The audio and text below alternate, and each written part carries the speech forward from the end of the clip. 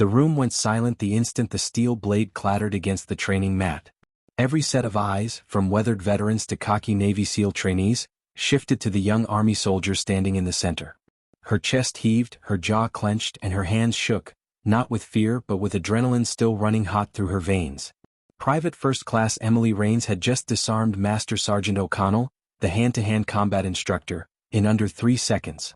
Nobody had expected it, least of all O'Connell himself. He pushed himself back up, rubbing his jaw where Emily's elbow had landed.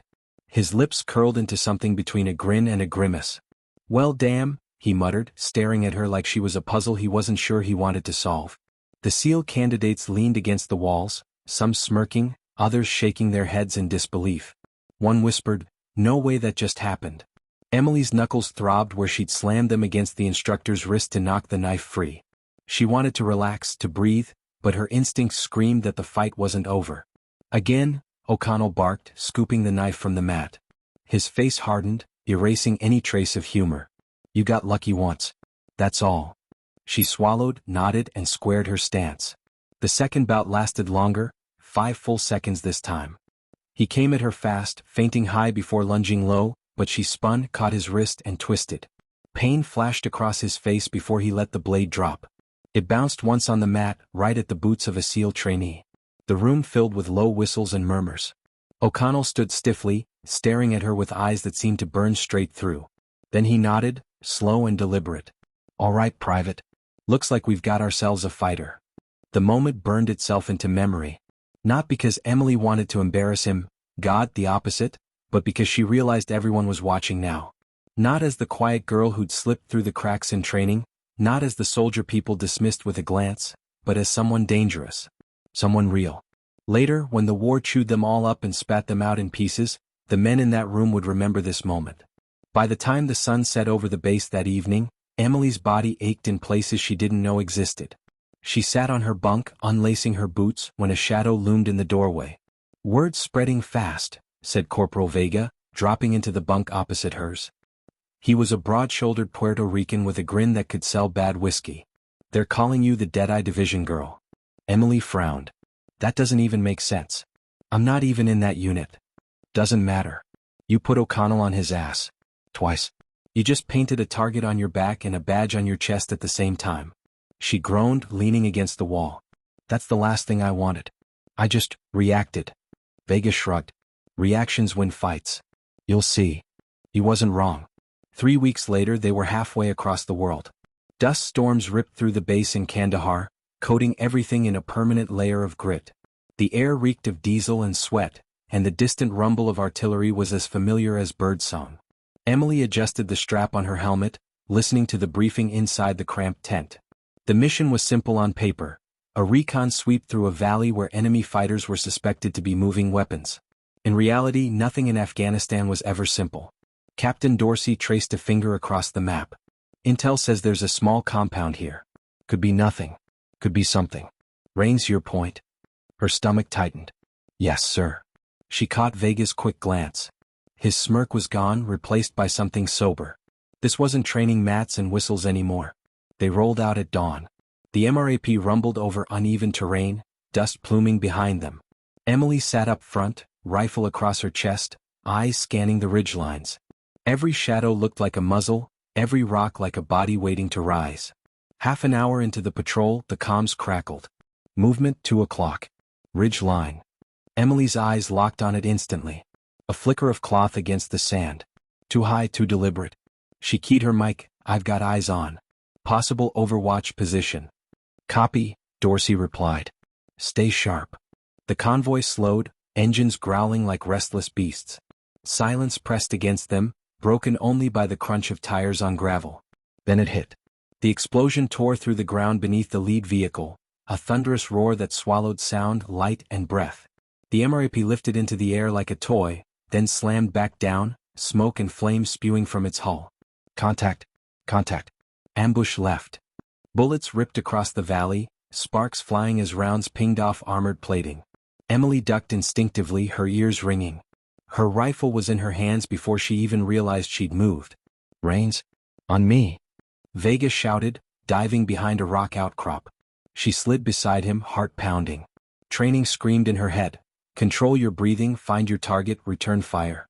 She peeked, spotted a figure on the ridge and squeezed off 2 rounds. The man crumpled. Her first kill. It didn't feel like victory. It felt like the world slowed, like her heart had to decide whether to keep beating. She forced herself to look away to find the next target, but that face, half hidden behind cloth, eyes wide as he fell, stamped itself into her memory. Focus. Vega barked, dragging her back to reality. They're flanking left. She shifted position, spraying controlled bursts to cover the squad's movement. Dust kicked up, smoke burned her lungs, but she held. One choice, one hesitation, and someone on her team would die. Dorsey's voice crackled through comms. Alpha team, push forward. Rains, you're up. Her boots hit the ground before she processed it. She sprinted across open dirt, bullets snapping past like angry wasps. She dove behind a crumbled wall, rifle up, scanning. 3 hostiles, 30 meters. She steadied her aim, exhaled, and fired. 1 went down. Vega dropped the second. The third turned, raising his weapon, but Emily was faster. Her shot took him in the chest, jerking him backward. Silence fell, sudden and surreal. The firefight lasted minutes but stretched like an eternity. Her hands shook as she lowered her rifle. Her lungs felt empty, her throat raw. Dorsey's voice finally broke it. All clear. Regroup. The squad moved in, checking bodies, sweeping the compound. The lead vehicle was a burning wreck, smoke spiraling into the sky.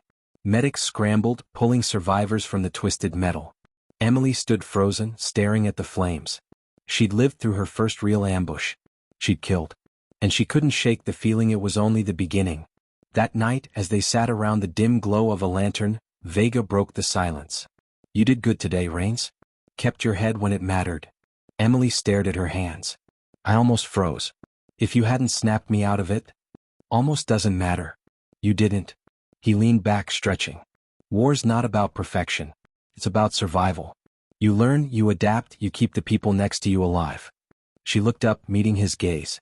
And if you don't? He didn't smile this time. Then you die. Or worse, someone else does. The weight of it sank in. No classroom, no training mat, no sparring match could prepare you for that truth. Emily lay awake long after the others slept, the desert wind howling outside the tent. She saw the faces of the men she'd shot, the shock in their eyes. She wondered if they'd had families, if they'd laughed and told stories the night before like her squad did. Her chest tightened, but she forced herself to breathe.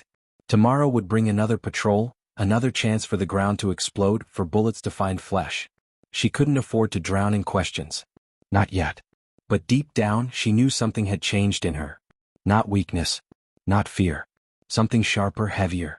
A blade she couldn't put down. And the war was only getting started. The desert was never truly quiet. Even at night, when the wind died and the moon hung heavy over the mountains, the silence carried a hum, like the earth itself was waiting for the next explosion. Emily Rains sat on the sandbag wall outside the outpost, rifle across her lap, staring into the darkness. Her shift on watch wasn't for another 2 hours, but sleep had refused to come. The firefight replayed behind her eyelids every time she closed them.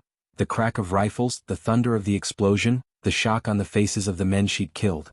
You're brooding again. She turned. Corporal Vega eased down beside her, a steaming mug in his hands. The bitter smell of instant coffee drifted on the cool air. I'm not brooding, she muttered. He smirked. Rains, you stare at the horizon like it owes you money. That's brooding. She let out a breath. I can't shut it off. Every time I think I'm drifting, it all comes back. Vega sipped. Yeah. Welcome to the club. You'll carry that first fight with you forever. But here's the thing, you can't let it carry you. Otherwise, this place chews you up and spits out what's left. Emily said nothing. The truth of it gnawed at her. Vega set the mug down, his tone softening. Tomorrow we go again. You want to honor the guys we lost? Focus. Keep moving. Don't let their deaths anchor you to the ground. Her jaw tightened. She hated how much sense he made. The next day came with no mercy. Orders filtered down at dawn. They were moving back into the valley. Same route, same compound, but this time it wasn't reconnaissance. It was retaliation. Inside the briefing tent, Captain Dorsey's voice was iron. Intel confirms weapons stockpiles. RPGs, mortars, AKs, enough to arm a platoon. Our job is to clear and burn. Fast in, fast out. No mistakes. Emily felt the weight of every word. She glanced around the room, faces hardened by anger, grief, and exhaustion. Private Bell, who'd lost 2 friends in the blast, clenched his fists until his knuckles turned white. Sergeant Miller muttered curses under his breath. When the captain's eyes swept the squad, he paused on Emily. "Rains your point again. You've got instincts. Don't make me regret using them." She nodded sharply. "Yes, sir." The convoy moved at first light. The sky was a pale bruise of orange and gray, the air thick with dust. Emily sat up front, scanning ridges, ditches, every shadow that might hide an IED. Her nerves were stretched thin, every muscle tight. "Relax your shoulders," Vega said over comms from the back seat. "You're wound up like a damn spring." "Better than loose," she shot back, though she forced herself to roll her shoulders anyway. Halfway through the valley, déjà vu hit. The same stretch of road, the same jagged ridgeline. Her pulse thundered in her ears. Any second, the ground could erupt again. She spotted it, barely a shimmer in the dirt, a patch too smooth, too deliberate. "Stop. IED 12 o'clock. The MRAP screeched to a halt. Soldiers poured out, covering angles. Emily crouched, pointing. "See the soil? It's been disturbed." Yodi moved in, careful, deliberate. Minutes stretched like hours. Then, controlled detonation. Dust clouded the air, but no one was dead. "Good eyes, Rains," Dorsey said, his voice calm but edged with approval. For the first time since landing in Afghanistan, Emily felt something other than fear. Purpose. The compound loomed ahead, squat stone walls half buried in the earth. Birds scattered as they approached, wings flapping against the silence. "Stack up," Miller ordered. Emily led the column, rifle raised, body tight against the wall. The gate creaked as they pushed inside. Empty courtyard. Too empty. She swept her sights, scanning doorways, shadows. Something was wrong. "Clear right," Bell shouted. "Clear left," another answered. Then a voice crackled over the radio from the Overwatch drone. Multiple heat signatures inside main building. Heavy concentration. Dorsey's jaw clenched. They knew we were coming. The first shot rang out before he finished. A burst of AK fire spat from a window, forcing the squad to dive for cover. Bullets shredded the courtyard. Contact front. Emily slammed against a wall, heart racing. She saw muzzle flashes and returned fire, squeezing rounds through the window until the gunner dropped. But more figures poured from the side door, shouting in Pashto, rifles blazing. The air filled with chaos, shouts, gunfire, the metallic stink of blood. Emily felt the ground vibrate with each explosion as grenades detonated against the walls. "Push left. Rains with me," Vega bellowed. She followed, boots pounding, weaving through dust and smoke. They cut across the courtyard, ducked behind a broken wall. "We're pinned?" Vega hissed. Emily peeked, spotted a cluster of fighters behind sandbags. "We need to flank." Vega grinned despite the chaos. "Now you're thinking like a soldier." They moved, hugging shadows, slipping through a side doorway. The inside was dark, stifling. Every creak of the floorboard set her teeth on edge. Then she heard it, voices ahead, hurried, frantic. She crept forward, Vega at her back. 3 insurgents hunched over crates stacked with RPG rounds. If they got those outside. She didn't hesitate. 2 shots, 2 men down. The third spun, firing wild. Vega dropped him before his rounds hit anything but plaster. Emily's pulse hammered as smoke curled from the barrels of her rifle. Her hands didn't shake this time. "Clear," Vega called. But the crates still loomed. Enough firepower to destroy a convoy. Emily's gut twisted. "We need to take these out." Controlled burn. Vega nodded. "On it." They rigged incendiaries, retreating back into the courtyard. Dorsey's voice cut through the comms. "Status." "Stockpile neutralized," Vega answered. "Stand clear." The explosion rocked the compound, flames leaping into the sky. The roar drowned out the firefight for a heartbeat. When the smoke cleared, resistance crumbled. The surviving fighters scattered into the hills, chased by precise bursts from the squad's rifles. Silence returned, heavy and suffocating. The courtyard was littered with bodies. Some American, most not. Emily's chest heaved, her face streaked with sweat and dust. Dorsey stood in the center, helmet pushed back, eyes scanning the carnage. "Good work. We hit them hard. But this valley isn't done with us." His gaze landed on Emily again, longer this time. Measuring. She tried not to flinch. Back at base, the mood was electric. Soldiers slapped Emily on the back, muttered words like "sharp eyes" and "damn lucky." She forced a smile, but inside she felt the weight settling deeper. She'd made choices today, split-second ones, and lives had turned on them. If she'd missed that IED, if she'd hesitated in that room, her bunk felt smaller than ever. She lay staring at the ceiling, listening to distant artillery thuds. Sleep wouldn't come. Finally she slipped outside. The night air was cool, almost gentle. She sat on the sandbags again, alone. The crunch of boots announced Vega before he spoke. "You're making a habit of this." She managed a faint smile. "Guess so." He sat, lighting a cigarette, the ember glowing red. "You saved lives today. Don't forget that." Her eyes dropped. "And I ended them. That's war. It's never clean. You burn their stockpile, you stop them from killing kids in some village tomorrow. You drop them in the dirt, you keep Bell or Miller breathing. Don't confuse weight with weakness." She closed her eyes. His words sank deep, but they didn't erase the images. They never would.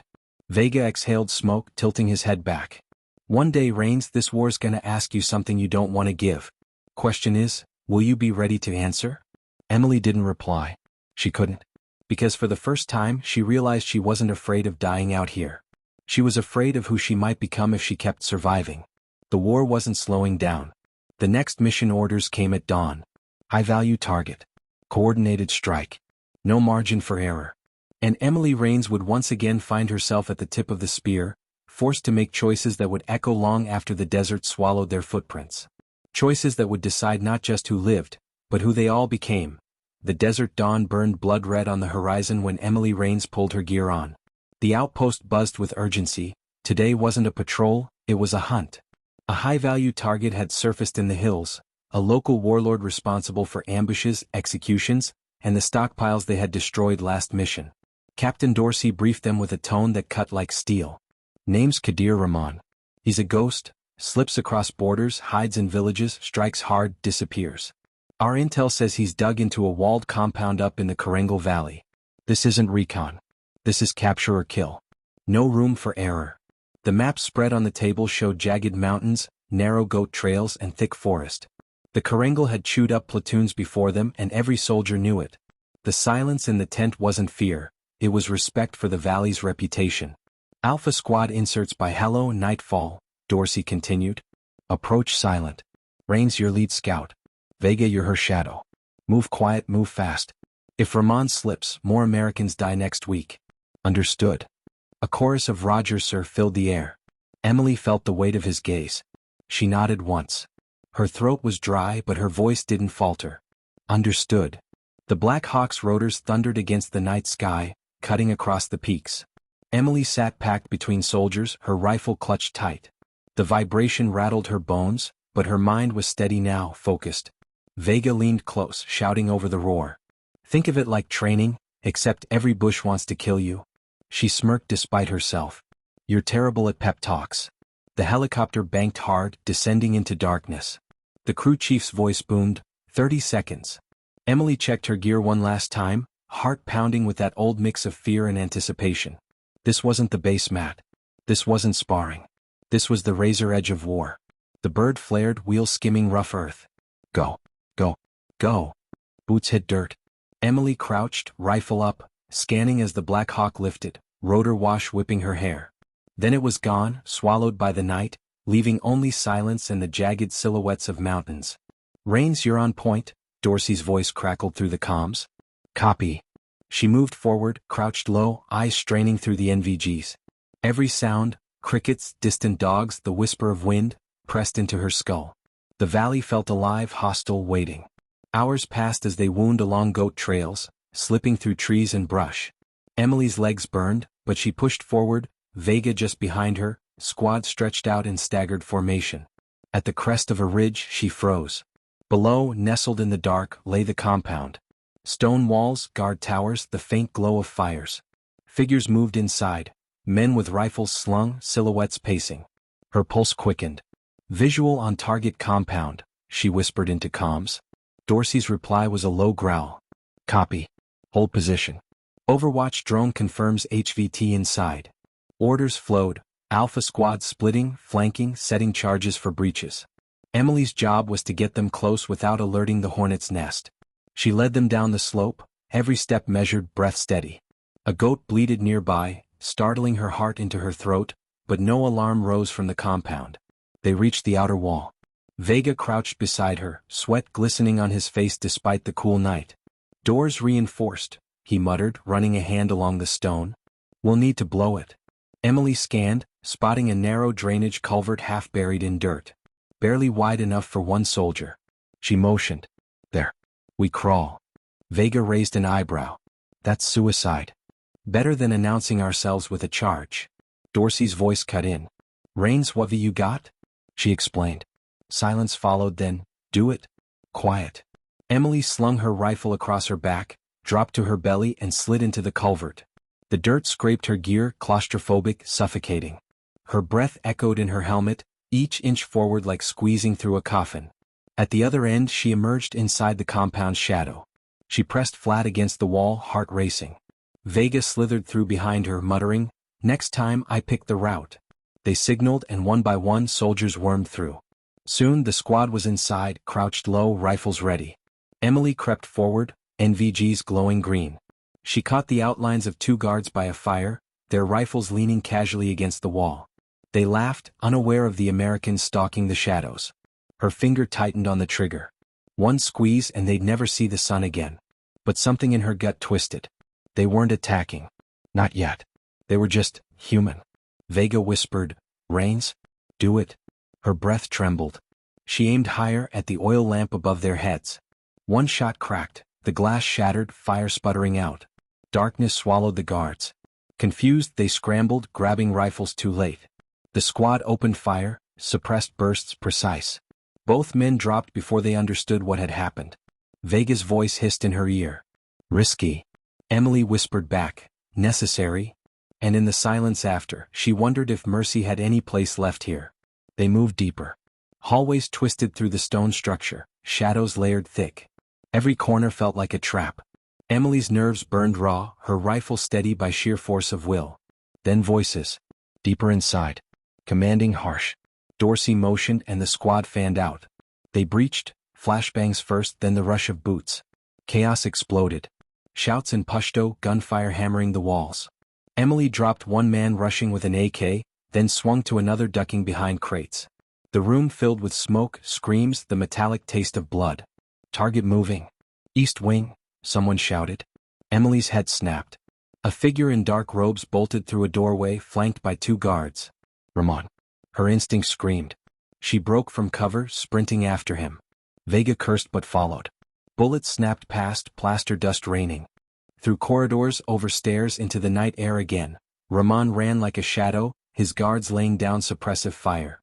Emily fired, dropping one, but the other returned fire, rounds chewing the dirt near her boots. "Go. I'll cover." Vega yelled. She didn't argue. She chased Ramon across the compound, lungs burning, rifle up. He darted toward a gate, yelling in a language she couldn't understand. Her shot cracked, splintering wood inches from his head. He froze, hands half raised, eyes wide with fury. Emily closed the distance, heart pounding. She could end it now. One pull of the trigger. But orders had been clear. Capture or kill. She raised her voice, steady. "On your knees. Hands behind your head." Ramon spat at the ground, muttering curses. But slowly, deliberately he knelt. Her squad swarmed seconds later, cuffing him, dragging him to his feet. Vega clapped her shoulder, breathing hard. Hell of a chase. But Emily barely heard. Her hands trembled. She hadn't killed him. She'd chosen restraint. Would that choice save lives, or cost them later? Back at base, celebration buzzed. "We got him," soldiers repeated like a mantra. "Ramon's done." But Emily couldn't shake the unease. She sat in the corner of the mess hall, picking at cold rations. Vega dropped into the seat across from her. "You should be proud," he said. "I'm not sure I am," she admitted quietly. He studied her. "Because you didn't pull the trigger?" "Because I don't know if I should have." Vega leaned closer, voice low. "That's the war talking. You followed orders. You gave us the win. Don't second-guess the only thing keeping us from burying more of our own." She nodded, but the doubt didn't fade. That night, as she lay awake, she remembered Ramon's eyes. Not fear, defiance. Like a man who hadn't lost, only been delayed. And for the first time since landing in Afghanistan, Emily wondered if survival and victory were two different things. The war wasn't finished with her. Tomorrow she would find out the price of letting a ghost live. And the valley would demand more answers than she was ready to give. The air inside the Humvee was hot, thick with the scent of sweat, gun oil, and dust that clung to every piece of fabric and skin. Ramirez shifted uncomfortably in the gunner's seat, the steel frame digging into his shoulder as the convoy rumbled down the narrow Afghan road. Sweat dripped from his brow into his eyes, but he kept his hands firm on the mounted M240, scanning the ridgelines. They were always watching, always waiting. He had seen enough convoys ripped apart by well-placed ambushes to know that silence was never safety. It was tension winding like a spring. Stone sat across from him, eyes fixed on the roadside, his jaw set in that unshakable way that gave the younger soldiers confidence. Alvarez, wedged beside him, had his rifle resting across his lap, humming some off-key tune that grated on everyone but somehow also kept the silence from consuming them.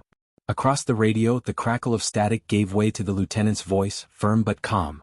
Convoy tightened spacing. Reports of possible activity up ahead. Eyes sharp.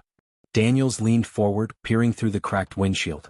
The road bent sharply around a ridge, tall cliffs boxing them in on one side and a dried-out wadi on the other. A perfect kill zone. He felt his stomach tighten. He had been in country long enough to know when trouble was seconds away. He tapped Alvarez on the boot and gave Ramirez a look. Both men knew what it meant without words. Be ready. The lead Humvee rounded the bend first, its tires grinding against the loose gravel. Daniels could almost count the heartbeats between that moment and the eruption of fire that followed. An ear-splitting boom shattered the air, a plume of smoke and dust rising as the lead vehicle was thrown sideways, its axle torn apart by the blast of a buried IED. The shockwave rattled their own Humvee, throwing Alvarez against the side door. Contact front. Ramirez roared, unleashing a burst of 7.62 into the ridgeline. Gunfire poured down like a sudden rainstorm, muzzle flashes lighting up the rocky slopes as insurgents revealed themselves. The rattle of AKs echoed off the cliffs, mingling with the heavier thuds of machine guns. Bullets sparked against metal, slamming into armor plating. The convoy had walked straight into it. Daniels felt his training kick in, adrenaline sharp as a blade. Driver, push left. Get us into the wadi for cover, he yelled. Their Humvee lurched violently off the road, bumping into the dry riverbed, while Ramirez swung the gun overhead, cutting down two insurgents scrambling from behind rocks. Stone kicked open his door, crouching low as he laid down suppressive fire with his M4. Alvarez followed, his humming gone, face set like stone as he moved to cover the pinned squad in the lead vehicle. The radio squawked with chaos, shouts, calls for medics, broken signals drowned by static. Daniels forced himself to filter it, picking out what mattered. The lead vehicle was disabled, the driver critically wounded, and they were cut off. Reinforcements were too far. It was on them to fight through or die here. Stone, Alvarez with me. Daniels barked, pushing forward. The enemy fire intensified, rounds snapping so close he could almost feel the air ripple. He dropped to his belly, sliding behind a jagged outcrop, and popped off two quick shots, dropping a figure who had been lining up an RPG. Stone shifted next to him, cool and precise, his bursts methodical. Alvarez was reckless but effective, firing long bursts that forced the enemy to duck even if it wasn't accurate. Ramirez's gun thundered from behind, buying them precious seconds. But Daniels knew the mounted gun couldn't keep them covered forever. The enemy had the high ground in numbers. They were trapped unless they pushed forward. Ramirez, keep that ridge suppressed. Daniels shouted into the radio. Stone, Alvarez were moving up to the lead truck. Go. They sprinted low, rounds kicking up dirt at their heels. Daniels felt the sting of rock fragments as a bullet smacked the boulder beside him, but he pushed on, his lungs burning. The lead Humvee was a wreck, its hood a twisted mess of steel and smoke. Two soldiers were crouched behind it, firing upward with panic in their eyes. One of them was bleeding badly, his leg torn open by shrapnel. Medics coming. Hold on. Daniels shouted, sliding in beside them. He grabbed the wounded man, dragging him into the cover of the wreckage. The soldier's screams tore through him, but he didn't flinch, forcing a tourniquet high on the thigh, cinching it until the bleeding slowed. Stone covered him the entire time, precise bursts keeping heads down, while Alvarez darted forward, firing from the hip with wild aggression. Enemy flanking right. Ramirez bellowed, swiveling his gun. Tracers ripped across the slope, shredding a group trying to maneuver around. But for every one that dropped, two more seemed to take their place. It was endless. Daniels felt the pressure building, the impossible choice closing in. They couldn't hold this position forever. If they stayed pinned, they would be bled dry. If they pushed forward, the open road was suicide. He scanned the terrain, mind racing. Then he saw it, a narrow goat path snaking up the ridge to the left.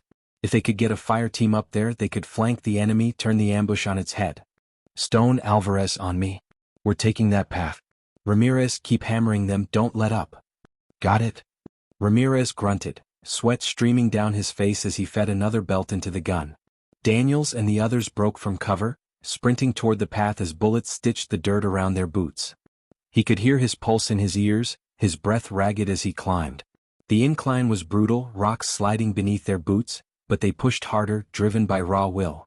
Halfway up, Alvarez tripped, nearly tumbling back, but Stone hauled him up without a word, shoving him forward.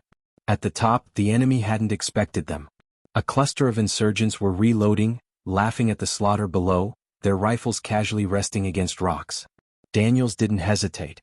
He raised his M4, sighted and squeezed. The first man dropped with a hole in his chest. Chaos erupted as Stone and Alvarez joined in, their rifles cracking in controlled bursts. The insurgents scrambled, some fleeing, some fumbling for weapons. Daniels charged, slamming into one with his shoulder, knocking him down and finishing him with a brutal strike of his rifle stock. The ridge was theirs within seconds. Daniels stood over the scattered bodies, chest heaving, ears ringing. Below, Ramirez hooped, unleashing fire at the retreating enemy as the ambush collapsed. The insurgents broke, scattering back into the hills. The gunfire faded into silence, leaving only the ringing in Daniels' ears and the acrid smell of cordite. For a long moment, no one moved. Then the radio crackled with the lieutenant's voice, shaken but alive. Convoy, status? Daniels raised his mic, voice hoarse. Enemy broken. We've secured the ridge. Casualties, 1 critical, others stable. Request immediate medevac. Copy that, came the reply, relief bleeding into the tone. As the dust settled, Daniels looked at his men. Ramirez was climbing down from the Humvee, drenched in sweat, his face smeared with soot but grinning faintly. Stone was already checking weapons, calm and steady. Alvarez leaned against a rock, chest heaving, eyes wide with the realization of how close they had all come to dying. None of them spoke, but in that silence, a bond had been forged deeper than words. They had survived what should have been their end. When the medevac bird finally came, the wounded were loaded aboard, and the convoy limped back to base under a blood-red sunset. Daniels sat in the Humvee, silent, staring at the horizon. He thought about the decision he had made, to climb that ridge, to take the risk. It had saved them, but it had also put them inches from death. He wondered how many more times he would have to gamble with lives and how long his luck could hold. That night, as they sat in the dim glow of the FOB, the laughter was subdued, the jokes forced. Alvarez tried to start one of his songs but faltered halfway, his voice cracking. Ramirez nudged him with a grin, but even he couldn't quite muster the usual bravado. Daniels sat apart, cleaning his rifle, lost in thought. He knew this was only the beginning. The war had a way of testing soldiers, breaking them piece by piece until there was nothing left. And yet, he also knew he would do it all again because the men beside him depended on it. As he tightened the last bolt on his weapon, he felt the weight of tomorrow pressing already. The war wasn't done with them, not by a long shot. And deep down, he wondered if he was ready for what it would demand next.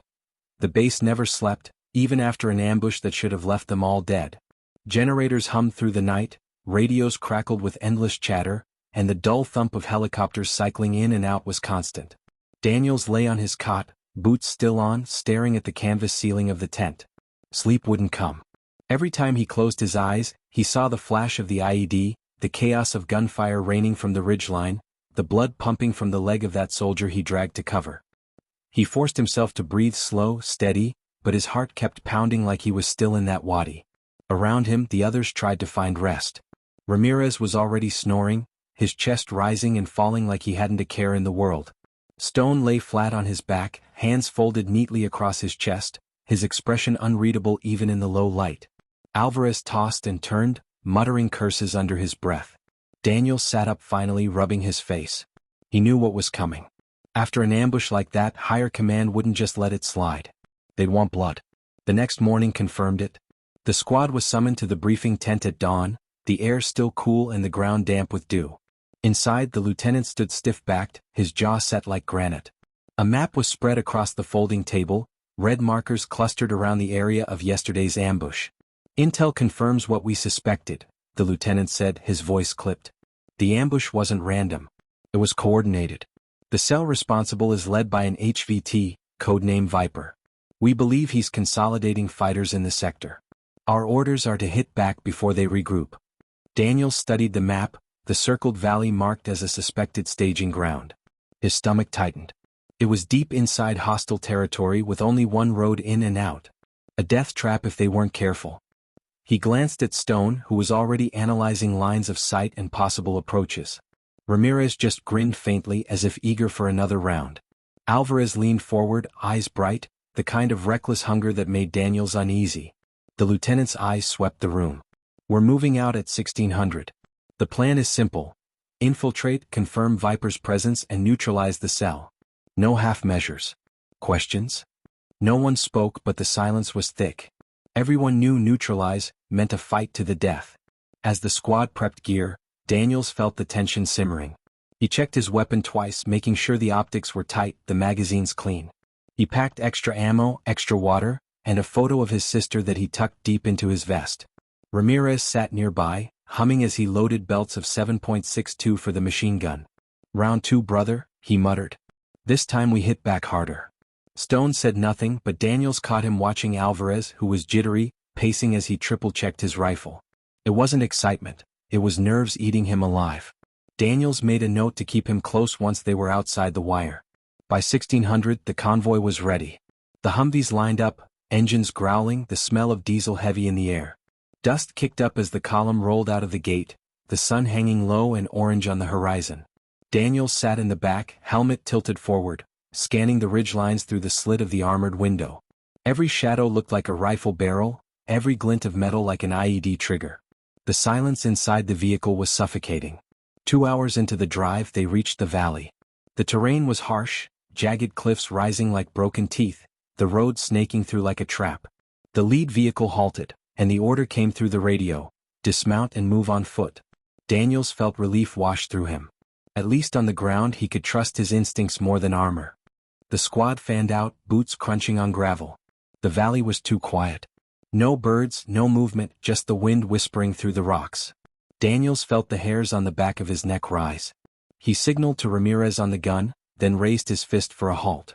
Stone moved up beside him, eyes scanning the ridge with cold calculation. "I don't like this," Stone murmured. "Too clean. They want us to walk right in." Daniels nodded. He could feel it too. But orders were orders. They pressed forward, every step deliberate. Alvarez was breathing hard already, sweat dripping down his neck. Daniels put a hand on his shoulder. "Steady. Watch your corners." Alvarez gave a quick nod, but his hands were trembling around his rifle. They reached the bend in the valley when the world exploded. Mortar shells whistled down, slamming into the ground with thunderous blasts. Dirt and shrapnel flew, the shockwave knocking men off their feet. Ramirez swung his gun skyward, firing blind at the ridgeline as insurgents poured out of hidden dugouts, their war cries echoing. The squad scrambled for cover, pinned down as bullets raked the valley floor. Daniels dove behind a boulder, ears ringing, dust clogging his lungs. He snapped off bursts at the figures on the ridge, the recoil slamming into his shoulder. The radio came alive with chaos, shouts, screams, broken commands. The lieutenant's voice cut through, strained but firm: "Push left. Flank them. Break their line." Daniels grabbed Alvarez by the vest, dragging him up. "You're with me. Stone, cover." Together they sprinted along the base of the cliff, rounds sparking against the rocks around them. Daniels' legs burned, lungs screaming, but he didn't stop until they reached a narrow cut in the rock. He shoved Alvarez forward. "Up the path. Go." They scrambled upward, loose stones sliding underfoot. Above them the enemy was focused on the valley, not expecting anyone to flank. Daniels crested the ridge first, rifle up, and caught 2 insurgents crouched over a mortar tube. He fired instinctively, the rounds tearing them down before they could react. Alvarez stumbled behind him, firing wildly, rounds cracking into the dirt. Daniels grabbed his arm. "Control it. Aim, damn it." Alvarez's wide eyes met his for a heartbeat before he steadied his breathing and picked off a man rushing toward them. From the ridge, Daniels could see the whole valley below, a chaotic mess of smoke, fire, and tracer rounds. Ramirez was a one-man wall, his machine gun chewing through enemy positions. Stone moved like a phantom, firing in controlled bursts, never wasting a bullet. But the insurgents kept coming, more pouring in from hidden caves. And in the center of it, directing them, was a tall figure with a black scarf wrapped around his face. Daniels didn't need confirmation. That was Viper. There. Daniels pointed. Alvarez followed his line of sight. They had one chance. If Viper escaped, this would all be for nothing. Daniels signaled over the radio. Target in sight. Taking the shot. He steadied his rifle, breath slowing. The figure stood exposed for just a second, shouting commands. Daniels squeezed the trigger. The round cracked across the valley, but at the last instant Viper moved, the bullet tearing through his shoulder instead of his chest. He stumbled, but two fighters dragged him into cover before Daniels could fire again. Damn it. Daniels snarled. He knew what that meant. The fight wasn't over, not by a long shot. The enemy began to retreat, dragging their wounded and covering Viper's escape with withering fire. Daniels shouted into the radio, "They're pulling back. Don't let them regroup." But even as Ramirez and Stone cut down the stragglers, Viper disappeared into the network of caves at the valley's far end. The gunfire tapered off. The valley fell into silence again, broken only by the groans of the wounded and the crackle of small fires. Daniels slid down the ridge, landing hard, his knees buckling. His chest heaved with exhaustion. Alvarez collapsed beside him, trembling, his face pale. He had fought hard, but the fear was still etched in his features. The lieutenant approached, helmet askew, dust covering his face. His voice was tight with frustration. "We had him. We had Viper right there." He slammed a fist against his rifle. Command won't care about excuses. They wanted a kill. Daniels swallowed hard, the weight of failure pressing on him. He replayed the shot in his mind over and over. If he'd aimed a fraction higher, if he'd waited a heartbeat longer, but war didn't give do-overs.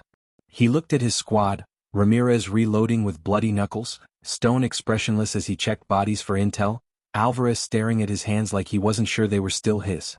They were alive, but they hadn't won. Not really. The medics worked quickly, tending to the wounded, loading them into the Humvees. As the convoy rolled back under the cover of night, Daniels sat in silence, his rifle across his lap. Every decision he had made echoed in his head, every consequence heavy. They had survived another ambush, but survival wasn't victory. The enemy had a face now, a leader who had slipped through his sights. And Daniels knew deep in his gut that Viper wouldn't stop. He would come back harder, smarter, and bloodier. The war had just turned personal. The war never let you breathe. One day bled into the next, and the valley ambush was already turning into rumor and report fodder by the time Daniels and his squad rolled back through the wire. They were battered but alive, and that was more than most could say. Yet Daniels carried the failure like lead in his chest. Viper was still out there, wounded but alive, and that meant every man in the squad was still in his crosshairs. The base command didn't waste time. Intelligence teams had been working overnight, sifting through captured documents and intercepted transmissions. By morning, Daniels and his squad were pulled into another briefing. The colonel's voice was a low growl, every word sharpened with disappointment. "You had him," the colonel said, pointing at the map with a calloused finger. "Viper. Alive. Breathing. And because of that, we're already seeing movement, supply lines shifting, fighters consolidating. He's planning something bigger. He wants to bleed us. We cannot let him control this sector." Daniels kept his jaw clenched, taking the heat without flinching. He knew better than to argue. The colonel wasn't wrong. "Your squad is point," the colonel continued. "Recon shows Viper has moved into the Karangal area. Deep, hostile terrain. He's dug in with at least 24 fighters. You'll infiltrate, confirm his position, and call in airstrikes. If you get a clean shot, take him. But this time don't miss." The weight of the words pressed on Daniels like a vice. Don't miss. Everyone in the room felt it. The ambush had become personal, not just for Viper but for command too. As they stepped out into the sun, the squad split to prep gear. Ramirez clapped Daniels on the shoulder with his usual crooked grin. "Cheer up, brother. Round 3's the charm. We'll get the bastard this time." Stone said nothing, only adjusted his rifle sling and moved with the quiet efficiency of a man who had already accepted whatever the day demanded. Alvarez looked pale, his eyes flicking nervously as he checked and rechecked his magazines. Daniels made a note to keep him steady. Fear could get them all killed if it wasn't reined in. The mission kicked off at night. The squad moved light, no convoy, just boots and silence. They were dropped by helicopter a few miles out, the rotors fading into the mountains as soon as they hit the ground. The Karangal was infamous, a maze of jagged ridges and dark forests where every shadow seemed to hold a rifle. Daniels led them single file along goat paths, their NVGs painting the world in shades of green. The climb was brutal. Loose rocks shifted underfoot, the thin air biting into lungs. Every sound carried, stones skittering, boots crunching, the faint metallic clink of gear. Daniels moved with deliberate care, his rifle always ready, every nerve wired tight. He could feel the valley watching them, waiting. Hours passed. The moon slid across the sky and still they climbed. Finally, Stone raised a fist, signaling a halt. He pointed across a narrow ravine. Through the trees, faint orange light flickered, fires. Shapes moved around them. Enemy camp. Daniels crouched low, pulling out binoculars. He adjusted the focus and his chest tightened. Viper was there. Even from a distance, Daniels recognized the tall frame, the black scarf wrapped around his head. His shoulder was bandaged, arm in a sling, but his presence commanded every fighter around him. Men listened intently, rifles slung as they leaned in to hear his orders. This wasn't just a camp, it was a staging ground. Daniels whispered into the radio. "Command, this is Alpha. We have eyes on Viper. Repeat, HVT in sight. Requesting immediate fire mission." Static crackled before command came back. "Alpha negative. Too close to civilian dwellings. Collateral risk unacceptable. You are weapons free. Repeat, weapons free." Daniels felt the air leave his lungs. No airstrike. No cavalry. Just them. He lowered the radio slowly, the reality sinking in. They had to kill Viper the hard way. He gathered the squad in the shadows, voices barely a whisper. "We hit fast, we hit hard. Ramirez, you set the base of fire here. Stone, Alvarez, on me, we flank right, cut into the heart of the camp. We take Viper alive if possible. If not, we end it." Ramirez's grin widened. Finally. A fair fight. Alvarez swallowed hard, his grip tightening on his rifle. Stone only gave a curt nod. Daniels gave the signal. Ramirez opened with the M240, thunder rolling through the valley as tracers cut into the camp. Chaos erupted, fighters scrambled, shouting, firing wildly into the dark. Daniels led Stone and Alvarez low through the brush, weaving between rocks until they were in the camp itself. The fight was close, brutal. Daniels drove his shoulder into the first fighter he met, dropping him with 2 rounds to the chest. Stone was surgical, moving like a shadow, each shot clean and final. Alvarez hesitated at first, then fired a long burst that stitched a tent full of enemies, the muzzle flash lighting up his terrified face. "Push." Daniels roared, forcing them deeper. The camp was a storm of bullets and screams. Fighters fell one after another, but still more poured in, their rifles spitting fire. Ramirez's gun echoed from the ridge, cutting swaths through their lines, but even his firepower couldn't stop the tide. Then Daniels saw him. Viper. The scarfed leader stood at the far end of the camp, pistol in hand, shouting orders even as the battle raged. Their eyes locked across the chaos. Viper raised his pistol, and the shot cracked past Daniels' ear. Daniels dove, rolling behind a crate and returned fire. His round sparked against the rocks as Viper ducked into cover. "Stone with me," Daniels barked. Together they pressed forward, cutting through the fighters trying to shield their leader. Alvarez trailed behind, panic in his eyes but his trigger finger finally steady. They closed in on the tent Viper had retreated to. Daniels kicked the flap open, rifle raised, but the tent was empty. He spun, heart pounding, just as gunfire erupted from behind. Viper burst from a hidden tunnel, firing as he ran. The rounds slammed into the dirt at Daniels' feet, forcing him back. "After him!" Daniels shouted, chasing into the darkness. Stone and Alvarez followed, the tunnel twisting and turning, claustrophobic, the air damp and suffocating. Viper knew these caves, they were his home turf. Every corner could be an ambush. The tunnel split ahead. Daniels slowed, weapon raised, ears straining. A faint echo of footsteps to the left. He signaled silently, sending Stone right, Alvarez to cover. He moved left, alone. The cave opened into a chamber, dim light spilling from a lantern. Viper stood there, reloading, his bandaged shoulder stained dark with fresh blood. His eyes locked on Daniels, hard and unflinching. He dropped the empty mag, drew a long knife with his free hand and advanced. Daniels fired, but the rifle clicked dry. Out of ammo. He tossed it aside, drawing his sidearm, but Viper was on him before he could aim. The knife slashed, grazing his vest, tearing fabric. Daniels slammed his fist into Viper's wounded shoulder, driving him back, but the man didn't slow. They grappled, the knife flashing between them, every strike a blur. Daniels caught Viper's wrist, forcing the blade down, their faces inches apart. He could smell blood and sweat, hear the ragged breaths. With a roar, Viper twisted, driving Daniels into the wall. The impact rattled his spine, the knife pressing closer. Stone appeared in the chamber entrance, rifle raised, but Viper twisted, pulling Daniels in front of him like a shield. "Do it!" Daniels shouted through clenched teeth. "Take the shot." Stone's finger hovered, eyes cold, calculating. For a heartbeat, the world froze. Then Alvarez stumbled in behind him, firing in panic. The shots went wild, ricocheting off Stone. One round slammed into Viper's leg, another grazed Daniels' arm. Viper howled, shoving Daniels aside, and vanished into another tunnel before anyone could react. "Damn it!" Daniels cursed, slamming his fist into the wall. His arm burned, blood soaking his sleeve, but the pain barely registered. Viper had slipped away again. They regrouped outside, the camp smoldering. Bodies littered the ground, tents torn apart, weapons scattered. Ramirez rejoined them, smoke rising from his gun barrel. "Tell me we got him," he panted. Daniels shook his head, fury and exhaustion etched into his face. "Wounded but alive. He's still out there." The silence that followed was heavier than gunfire. The squad had fought like hell, bled for every inch, and still came up short. Viper was a ghost that refused to die. As they limped back through the trees, Daniels felt the weight of his choices pressing harder than ever. He had gambled again, and again the enemy had slipped through his fingers. He wondered how many more chances they'd get before luck ran out. And as the night swallowed them, he knew one thing for certain.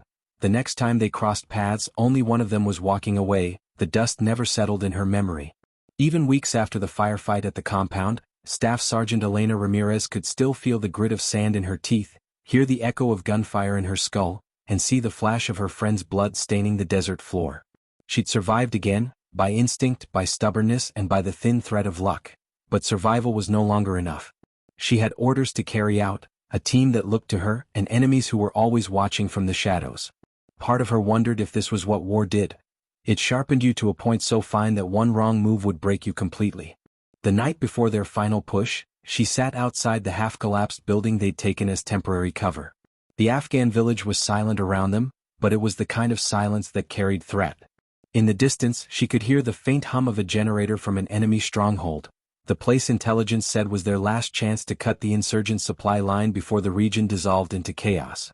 It was supposed to be simple: infiltrate, sabotage, exfiltrate. But nothing had been simple since they'd landed. "Can't sleep?" Ramirez looked up to see Carter lowering himself onto the broken wall beside her. His uniform was still dirty with soot from the last blast, his rifle never far from reach. "Didn't plan on it," she muttered, rubbing a hand over her face. Carter studied her for a moment, then smirked faintly. "You know, for someone who carried half this team on her back the last week, you sure act like you're falling apart." She shot him a sharp glance. "I don't fall apart." "Yeah, I know," he said quietly, more serious now. "That's the problem." Their words hung in the night air, heavy with meaning neither wanted to unpack. They had all lost too much already. Jackson, the youngest on the team, gone in a spray of bullets. Miller bleeding out in Ramirez's arms. Every loss left a scar they couldn't show. Before Ramirez could respond, Diaz walked over, radio in hand, expression grim. "Intel just updated. Drone feed confirms movement inside the compound. They're loading crates onto trucks. Looks like weapons." Ramirez's stomach tightened. "Then we move tonight." Carter raised a brow. "You sure? We could wait for air support." "Air support won't get here in time," she said, steel in her voice. "By morning those trucks will be halfway to Pakistan. We don't get another shot." Carter opened his mouth to argue but stopped when he saw her eyes. He nodded, resigned. "Then we move." The team prepared in silence, each man and woman double-checking weapons, counting ammo, tightening straps. Ramirez walked among them, her voice calm and steady as she laid out the plan. Every decision was sharp, precise. She knew hesitation would cost lives, and hesitation was something she could not afford. The infiltration began under cover of darkness. They cut across open fields, keeping low, moving fast. Ramirez led from the front, Carter on her flank, Diaz covering the rear. The compound loomed ahead, surrounded by a wall of sandbags and rusted metal sheets, floodlights sweeping over the perimeter. They waited until the beam passed, then sprinted to the outer wall. Ramirez signaled to Ramirez, two on guard duty near the gate. Silently, she drew her knife. Carter glanced at her, a question in his eyes. She shook her head. This was hers. She crept forward, every step measured. The guards murmured in Dari, smoking, oblivious. One turned at the wrong second and saw her shadow, but the knife was already sliding across his throat before he could raise alarm. The second barely had time to gasp before she drove the blade into his chest, lowering him gently to the ground. "Clear," she whispered, waving the others through. Inside, the compound was alive with movement. Insurgents loaded crates onto trucks, armed with rifles. Unaware, death crept closer. Ramirez pointed to the fuel depot, whispered, "DSC-4. Carter, cover him. The rest with me." The team moved like ghosts. For a heartbeat, Ramirez thought they might pull it off clean. But war had its own plans.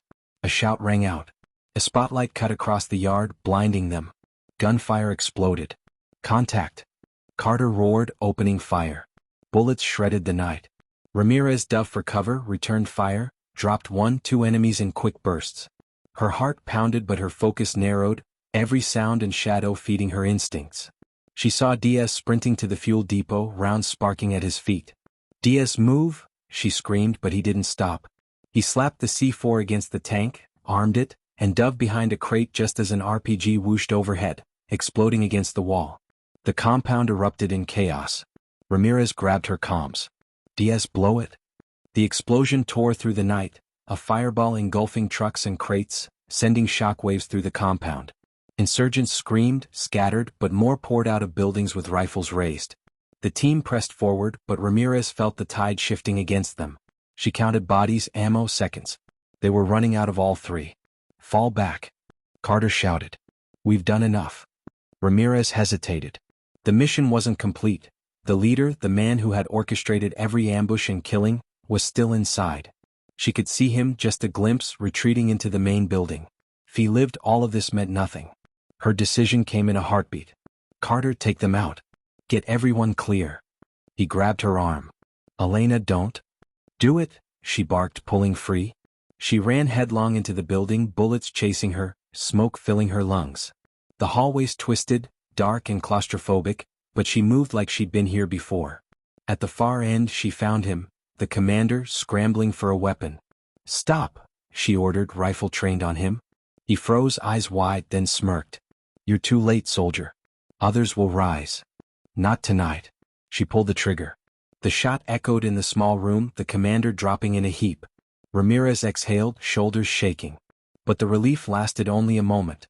The ceiling groaned above her, flames licking through the walls. The building was collapsing. "Ramirez, where the hell are you?" Carter's voice blasted through her earpiece. "On my way," she coughed, sprinting back the way she'd come. Debris rained down, fire seared her arms, but she kept moving. At the last second, she dove through the collapsing doorway, landing hard in the dirt. Carter grabbed her, hauling her to her feet. "You're insane, you know that?" She coughed again, managing a weak grin. "Took you long enough to notice." They stumbled back to the team, who were already pulling out. Behind them, the compound burned, supply lines shattered, commander dead. The mission was complete, but victory tasted like ash. By dawn, they reached the extraction point. A Black Hawk descended, rotor wash whipping sand into their faces. As they loaded the wounded and climbed aboard, Ramirez paused, staring back at the smoking ruin on the horizon. She'd won. But war didn't give trophies, only scars. Inside the helicopter, Carter leaned close, voice low so the others wouldn't hear. "You keep pulling stunts like that, one day you won't make it back." Ramirez met his gaze, eyes hard but tired. "Then at least it'll mean something." The helicopter lifted, carrying them away. The mission was done, the war was not. And deep inside, Ramirez knew the fight was far from over. Because in war there was always another battle waiting. Always another decision that could break you, or define you. And she wasn't done yet. The end.